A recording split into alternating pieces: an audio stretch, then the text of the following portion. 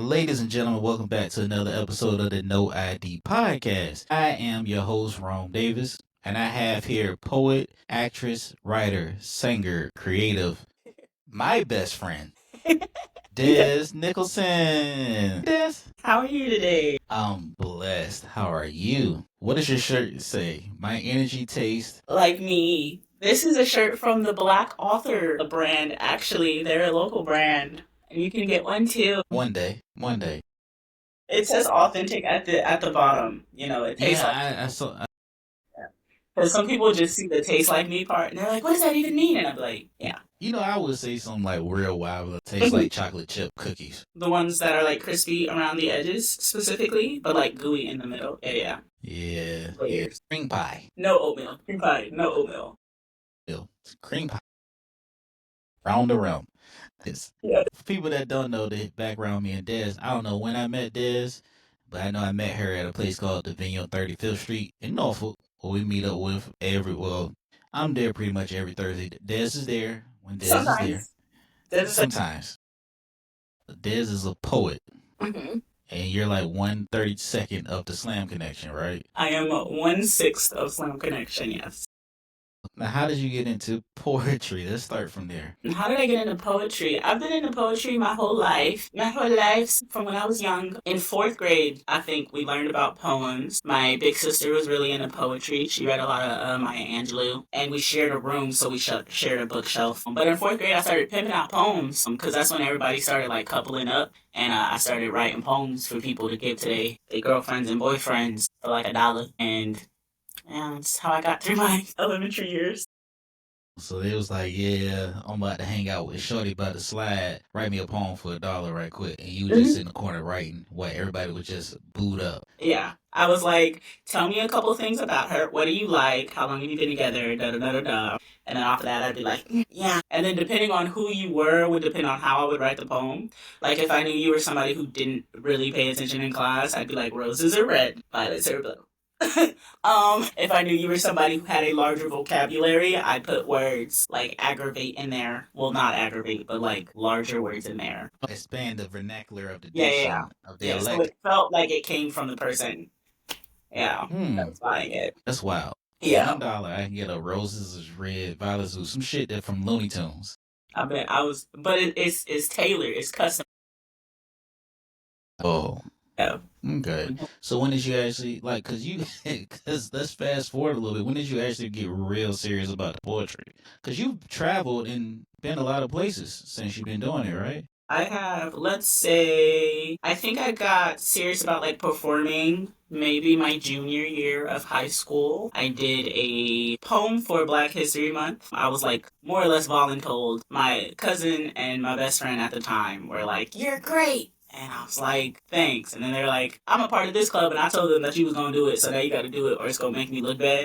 And I was like, dang, I gotta do it. And then I did it. Also, I don't know why people just went off of my cousin's word, like, cause they had never heard me until like the day before, which was like dress rehearsal. But my cousin said I was good, so they was like, you gotta be good, cause so.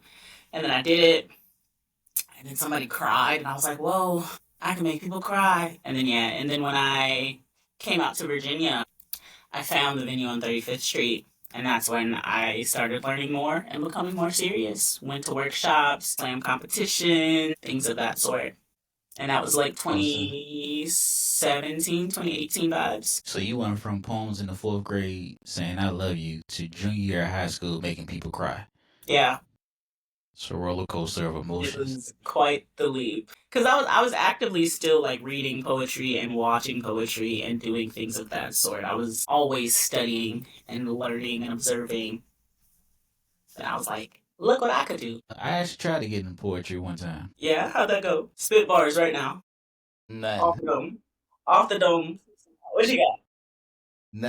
Nothing. So on Friday nights, they used to do, I think it was at 10 o'clock, Hmm.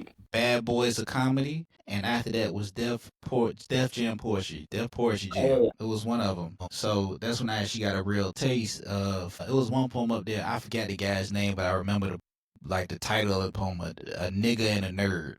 hmm And then Mos Def was up there, and Kanye West was up there, Amanda Seals, and you see all these different poets coming. It was fucking dope. But I think it only lasted like 3-4 seasons, and they just Yeah. pulled the plug. And I hate to say Bad Boys the comedy, especially with all the shit going on now. Hmm. But like, I was like, oh, I want to try it, so I tried to rap. Yeah. Did you Yeah, I have tried to a rap. rapper name? Yeah, You I have did. what was it? I did. Untouchable J. Untouchable J. Period. Jay-Z is my favorite rapper, and I love the movie State Property, and his name in the movie was Untouchable J, and my name is Jerome, but I go by Rome, so I was like, oh, I'll be Untouchable J. Then it stopped because I love Old Dirty Bastard, so Mhm. his name, he was calling himself Big Baby Jesus and Osiris, and I was like, oh, I'm just going to be Osiris, but I can't be Big Baby Jesus. Right. Yeah. Yeah. Did you have like a era of names that you went through? You was like, you know what, I'm just going to be Dezz. My younger years started off as lyrical. Original. Yeah, yeah. I was honestly, I found it because somebody was yelling at their child in the store, and they were like, "Lyrical," and I was like, "That's it. That's me. That's me." And that was it for a little bit, and then my grandma calls me Dez, and my grandma's one of my favorite people, so it just kind of stuck. Okay, all right. I spelled it with two Z's because I could. Okay, all right, all right. Who was some like your biggest inspiration as far as like poets? As far as poets go, is this like specifically big, local, or just in It general? don't in general. I think I really like Jill Scott and Erica Badu, and I know like they're technically singers, but their flow and especially the like beginning of their careers were more like poetry wise. I'm a big Rudy Francisco fan. I like Daniel Garwood, his like willingness to always learn from whoever's around him and his like passion specifically for the craft is something I thoroughly admire. And yeah, I think those are my inspos. Mine was Iceberg Slim. Period. Period. I can't. Damn, that's like I can't have no inspiration Which whatsoever. I just said period. I'm just messing with you. So did the music come at the same time as poetry, or did it? I think so. I joined the course in fourth grade as well. I come from a family of singers, more or less. We made up our church choir, and so my sisters were, my. I've always wanted to be like my sisters. So when they started singing, I was like, that's what I want to do because I want to be just like you. And then I started singing. Well, at first it was, like the Michael Jackson story where he was like, I want to sing. And then Joe was like, you can't sing. It was very much that. Like I had to prove that I could sing and be on the choir. But yeah, and then I've been doing that since I was little. And then my older sister, who has now passed, like really enjoyed me singing, and so she was like, you should put music out, you should do it, because when it comes to singing, I've always been like, my voice doesn't sound a whole lot like a whole lot of people's voices. I can't see people listening to me just to listen to me. Now that has since changed, but that was very much my thing. And then my sister was like, if you enjoy it, you should do it. And she was like, if anybody's gonna listen, I'm gonna listen. And then she died before I put out my first song and never listened, so I guess she lied, but it happens. Yeah, it's Sunday. That with another question. So how's the scene? How's the poetry scene? How's the creative scene for you guys out there? Is it like how the like how the comedians are? Is it cliquish and gatekeepers, or is like everybody's just one? It has become very cliquish and gatekeeperish. And honestly, I don't know if it's become that or if I just didn't always realize how cliquish and gatekeeperish it was because I wasn't super into it. But it can be cliquish and gatekeeperish. I think something that not a lot of people, a mentality that not a lot of creatives have is that the spotlight is big enough for all of us.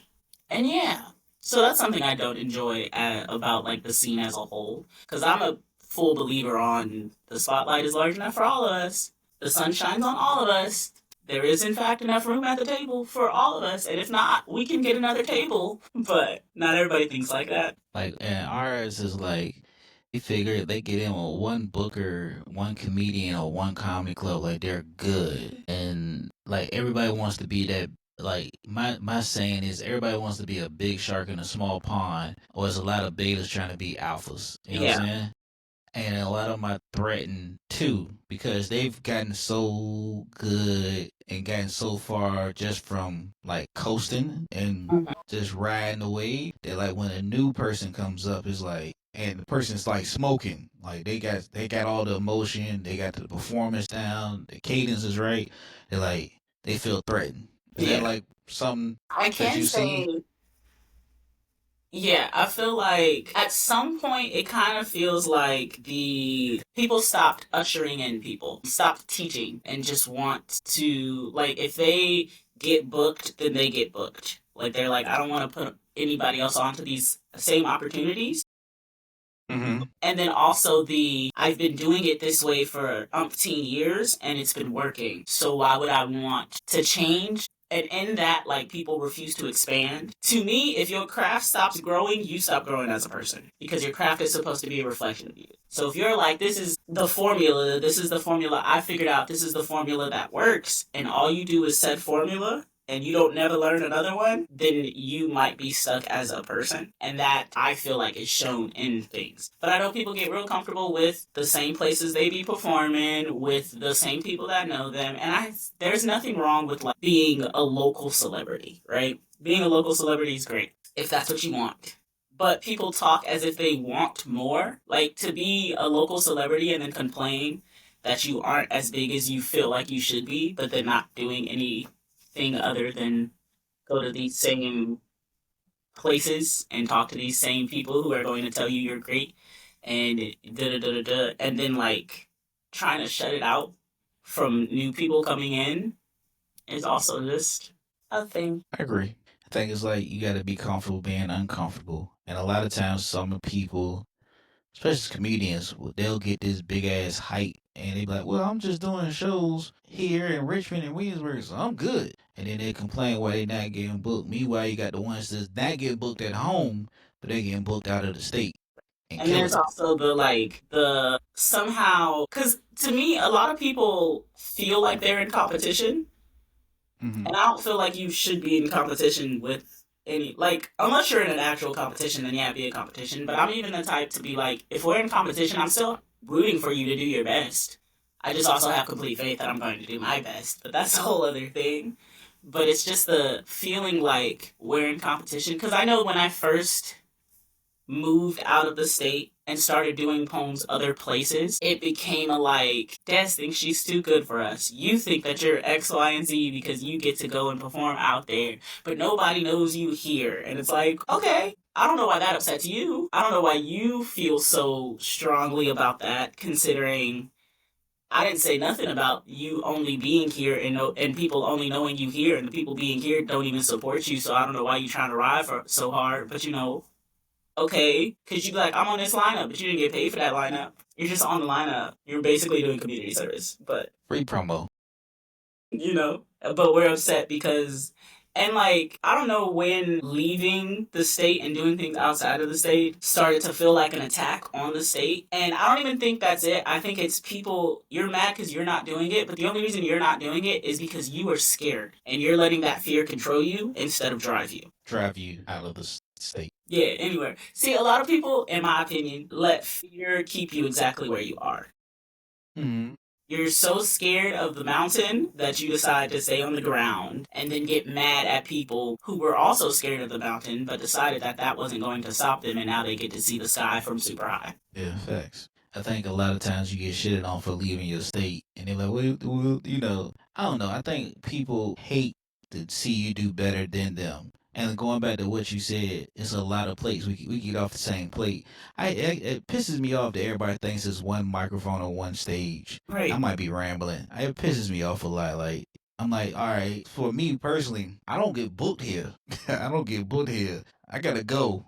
Like not even the 757. I gotta go to the 804 or something and go do time up there, or I gotta go to DC to go get a little like 5 minute spot in. So they just won't book me here. I don't know what happened. I couldn't tell you. I So think it'd be like that. everybody is so like the phrase bloom where you're planted. Everybody is so Hmm. like serious about it. It's like if where you're planted is not suitable for your bloom, you might need to leave. First of all, everybody be like the rose in the concrete, the rose in the concrete. The rose is not supposed to be in the concrete in the first place. That is not where a rose belongs. It belongs in a garden. So if me being here and doing what I'm doing feels like concrete, you being mad that I'm going places with gardens is crazy when you didn't want to dig up the concrete in the first place. You put the concrete down. And it's the if I am this is something my daddy says. If I am a sunflower in a rose garden, I cannot get mad at the roses for having thorns and pricking me. I can, however, leave the rose garden and go to the sunflower field where I don't have to worry about anybody pricking me. Because if just for me to do something I'm passionate about, something that for a lot of people is a lifeline, is a fight. I'm a black woman in America. I fight every day of my life. I came out the womb fighting. Something that heals me and helps me should not be another fight. So if I have to leave for it not to be a fight, I'm going to leave. And if that upsets people, which it has, which it will, y'all just gonna have to be upset. Because your hurt feelings don't, for one, pay my bills. It don't make my poetry any better. It don't make me a better singer. And it does nothing for my life. I'm sorry, I gotta listen. You okay. You okay. I had to just sit back and be a sunflower and go to the Period. sunflower bit. As you should. As you should. Clock that. Because y'all told me this didn't mean what it said. Well, this is no. So if you put your fingers up and go like this, then that can be clock. But a lot of people don't know that and they just do this, and this is no in sign language. This. Yeah. But also when I'm a little shady, so sometimes people be like, yes, and I'll be like, no. But not everybody knows that. Well, I don't think I've ever seen you be shady before. It's because I do it so subtly. Well, you know what? I don't think I have given you a reason for you to be. Facts. I probably have. Facts. But Yeah. probably haven't in a long time gave you a reason for you to be shady towards me. I don't feel like I've ever had that actively. I've never felt the need to be shady towards you. There are some people though where I'm like, You about to talk the boxing draws off of me. not saying I talk nice. My energy tastes like me, authentically. Deceased. I hate that. I hate that with a passion. I I'm know. sorry.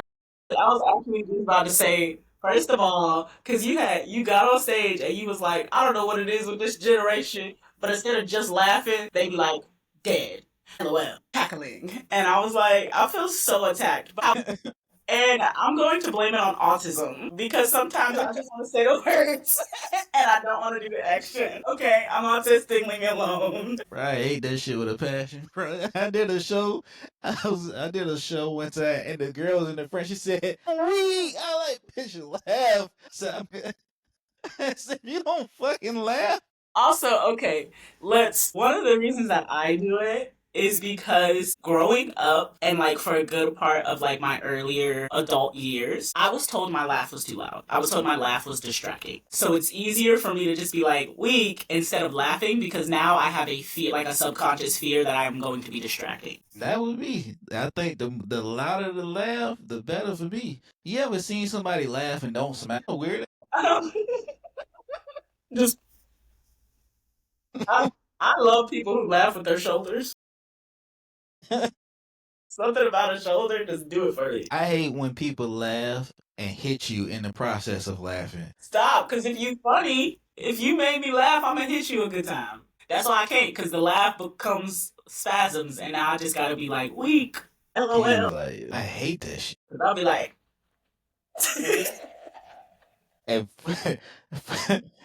like, hey, god damn it. Let me just say this too. I don't personally pick on you with the laughter thing. You right. I just felt personally attacked. But it was not personal. I only do what you guys. I write about what I know. Valid. That's it. And he said, and I know you don't be left, and I know you be saying words. You're right. How do y'all measure how good a poem? Look, I measure my jokes off of laughter, right? How do y'all measure your poems off? Like, person, is it like emotions? Like you see somebody cry? Is it how many snapshots you get? For me personally, it depends on what the poem is, like what I wrote it for. Mm-hmm. Like, I did a poem last night about being a veteran and a woman of color and it being a thing. And the poem scored really well. Got a perfect score. Hashtag 30.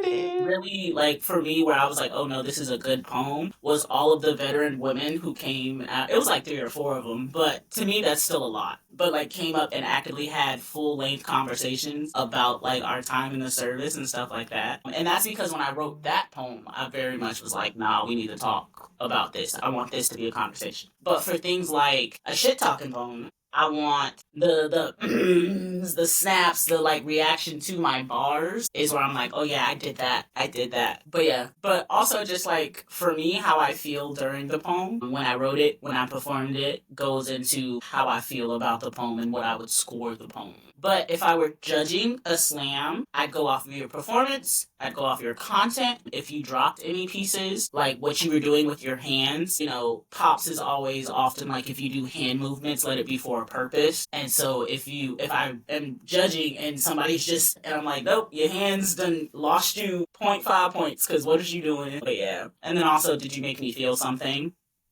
Because anybody can talk, but not everybody can emote. So like your shit talking poems, those be like the perfect ones that be going like I'm weak. Is that Sometimes, like yeah. yeah, those be the ones. Okay, okay, Because okay. I'll be saying, I'll be saying bars and they be like, I'm weak. That's hilarious. Yeah. Because if you full on cackle in the middle of me doing a poem, I'm going to be fine because I'm a professional. But it might be distracting for some people. Cause you can laugh. You can laugh with me. It's okay. Show Okay. those pearly white. Show the nice smile. Laugh. Appreciate you. My energy tastes like me, authentically. Cut it out. Bro, I'm gonna put that in a joke. What's something you now? I gotta buy you a shirt. It's okay. You don't have to say it on the podcast. You can tell me later. No, no, no. I say it because my fitness shit. I be at the gym lifting and stuff. So the, Right, the right, right. shirt sizes do change. Valid. So I've been on my like fitness and I'm old. So Yeah. I'm like, oh, does the shirt shrink up? Because if it shrinks up, give me a large, okay? Because if it shrink up, go to a medium. You know what I mean? If it don't shrink up, oh, give me a medium. You ain't gotta give me This more, is baby. this is an extra large, and I've had it for I want to say almost a year now. How long have you had Jigga? That's your cat. Yes, I've had Jigga for I want to 2 years. For 2 years, he's about to be three. Well, almost 2 years. He's about to be three next month. You ever ask yourself sometimes? I know I'm be rambling, but like when you see a cat and cats got 9 lives, how many lives they got left? Like you think Sometimes, yeah. cause like some cats do stuff where I'll be like, this has to be your first life. This has to be wild. This has to be. That is not fifth life behavior. That is you just got here. I be thinking about it. Cause why are you playing with the socket? I think about a lot of stuff, man. My mind just don't be there sometimes. Like, wow, that cat. Like, I saw one time I was driving and this cat just ran underneath my car. And I was like, hey, yeah, first life. Yeah, that's But then first he life. had another cat with him. The other cat didn't do it. He was like, you know how he crawled back? And I was like, yeah, he's on his seventh one. Yeah, cause first life, especially if you know, like I wonder if cats know they have 9 lives. Cause if you know, then your first life you way out of pocket on purpose. Cause you know you got another one. If It's I know like I gotta see, nonchalantly. yeah.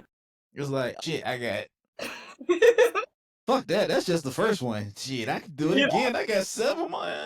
Who knows? Yeah, like I saw this one comedian, Brian Simpson. He was like, "One's man only had 200 nuts in their life. Imagine that's how many nuts you have. Like dudes be stressing their head 90. Like, what's wrong with Rome? Man, he just going through I'm just going through menopause right now. You know what I mean? Just give him a little bit of time. They wouldn't be so free with it. Like think about you get your paycheck. Your paycheck would be like $2,000. You done spent the shit up, but when you get down to that last little bit, you be like, yeah, I'm good. I ain't going out tonight. Struggle. Like, yeah, I'm gonna go ahead and go in the house, make me some spam or something. Ramen noodles. Heck, I'm gonna drink some water. I got some bread in there. I get filled up one way. I be checking that McDonald's app. Is that $5 bread? Let me go ahead and go. Let me go ahead and make rich right quick. Pretty much, about a week or so, next time you see me, pretty much some of this is going to be on the stage. There's 9 lives in this. Yeah, yeah, yeah, yeah. And you keep saying back in the day, Dezz, I don't even think you 30, are you? Yeah, okay. All right. That's what's up. You call me when you 31, 32. Yeah.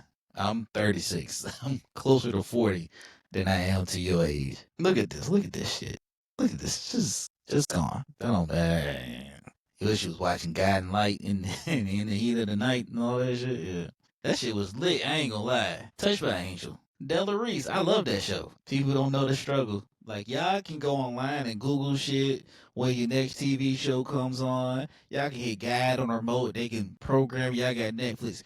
We had the TV guide. It was a thick ass book that planned out our television for 1 month. And if you was lucky, you got the green TV guide that came in the newspaper every Sunday. And you would open up and you'll be circling, okay, all right. We didn't have DVR. We didn't have on demand. If we missed it, we fucking missed it. We had to go read about it in Weekly Digest. It wasn't no quick shit. It was some hard. It was some heavy eating. I used to stay with my grandmother. I stayed in Northview. One of my grandmothers stayed in Wellington Oaks. The other one stayed behind Northview Middle School. So at the one in Northview Middle School, if you say I want a ham sandwich, she baked a ham, a whole ham with all the everything. If you say like it was just old school, like I was staying with her for a while because I had gotten some trouble across the street. So I would stay with her. And she was a candy lady too. For people that don't know, when black people retire to supplement income, become they become candy ladies. They got a membership to Costco and they got freeze cups. So I would stay with her. I stayed with her for like a couple of months. I got some trouble on the other side, so I was staying with her. And like we talking, I'm getting out of school 2:30. We talking about big hams, fried chicken, turkey, spaghetti salad. It was never no simple shit. Not a Lunchable. We talking about 3 o'clock in the afternoon, your stomach just heavy as shit. And you gotta do homework with carbs. Ooh, big ass pots rusted out like a motherfucker, just sitting up there cooking some shit. God damn. You had that big ass, that little black fucking skillet, didn't you, that was messed up. That done been, you like brand new. And no matter how much soap, Dawn, or whatever you put onto that shit would never would come off. And they always knew when it was dirty. Nah, this is dirty. How do you know? You gotta let it soak overnight. No, no.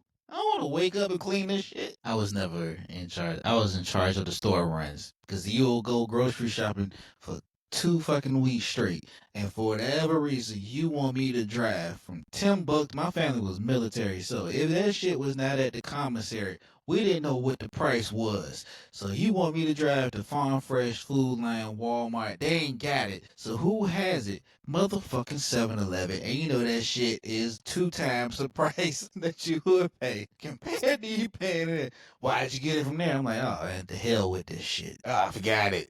You wrote a list. You wrote a list. You scratched all shit as you picked it up. You ever like you go to the grocery store? I go to the grocery store with my mom. My mom, I love my mom. That she's a comedian too. My mom does this one thing that irritates me so much in the grocery store. She'll go, "Where do you think this is at? The vanilla extract is at?" I'm like, "I don't work here. Go ask somebody." You know, you walk around. Hey, where's the vanilla extract at? And she goes, "I knew it was there. Why did you?" My father, before he passed, we would go hang out and we'll go for rides and just talk life. And I'd be like, "Bro, where we going?" He's like, "I think we're going home." He's like, "Yeah, you remember I took you this way when you was in middle school from the baseball game?" I'm like, "Bro, I'm 30 years old, bro." See, you got that. My grandfather be like, he used to call me before he used to call. He'd be like, "You remember such and such?" I'd be like, "Yeah." She died. What's the purpose? What are you telling me for? What kind of fruit do you like, this? Me too. I like strawberries too. We'll talk about that. We'll talk about that off the camera. Yeah, I got the address, you know what I'm saying? I can pull up.